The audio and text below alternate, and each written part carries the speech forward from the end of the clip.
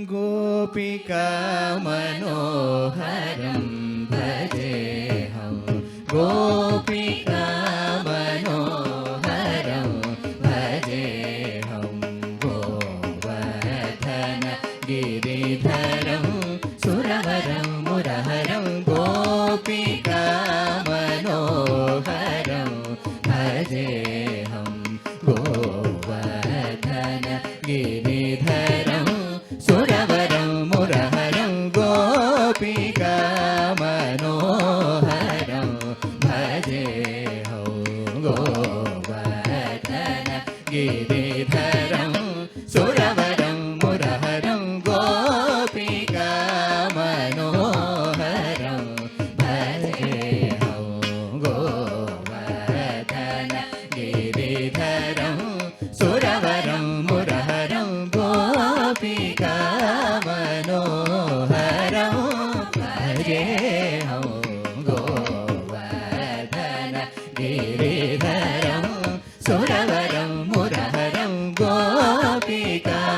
मनोहरं भजेऽहं गोवर्धन गिरिधरं सुरवरं मुरहरं गोपिका मनोहरं भजेऽहं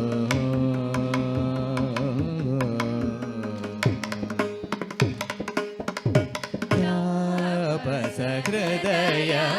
वेशं रमेशं तापसहृदय वेशं रमेशं तापसहृदय वेशं रमेशं तापसहृदय वेशं रमेशं तापसहृदय वेशं रमेशं तापसहृदय वेशं रमेशं तापादिहर चतुरं नतविनुतं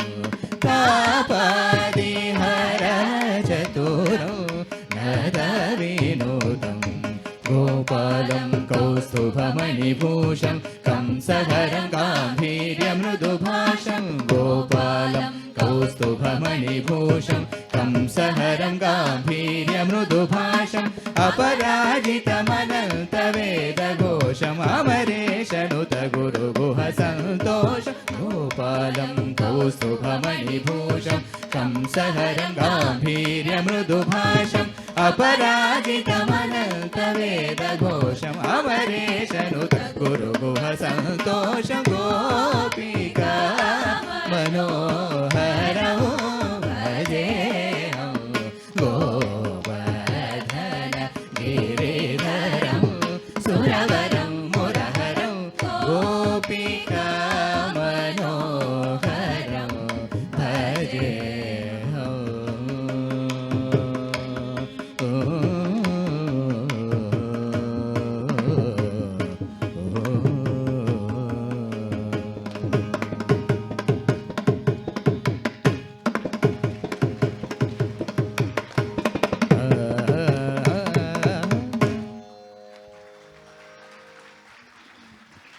ನಿನ್ನೆ ಮತ್ತು ಇವತ್ತು ಸುಮಾರು 9 ವಾಗ್ಗೇಯಕಾರರ ರಚನೆಗಳನ್ನ ಹಾಡುವಂಥ ಭಾಗ್ಯ ನನಗೆ ಮತ್ತು ನಮ್ಮ ಶಿಷ್ಯರಿಗೆ ಸಿಕ್ಕಿರುವಂಥದ್ದು. RKP ಸರ್ ಹೇಳ್ಕೊಟ್ಟಿರುವಂಥ ಆ ವಿದ್ಯೆಯನ್ನು ಈ ರೀತಿಯಾಗಿ ಪ್ರಸ್ತುತಿ ಮಾಡಬೇಕು ನಿಮ್ಮೆಲ್ಲರ ಮುಂದೆ ಅಂತ ಒಂದು ಅಭಿಲಾಷೆ ಇತ್ತು. 9 ಜನ ವಾಗ್ಗೇಯಕಾರರ ಒಂದು ರಚನೆಗಳನ್ನ ಸಮರ್ಪಣೆ ಮಾಡಿದ್ದೀವಿ. Thank you so much.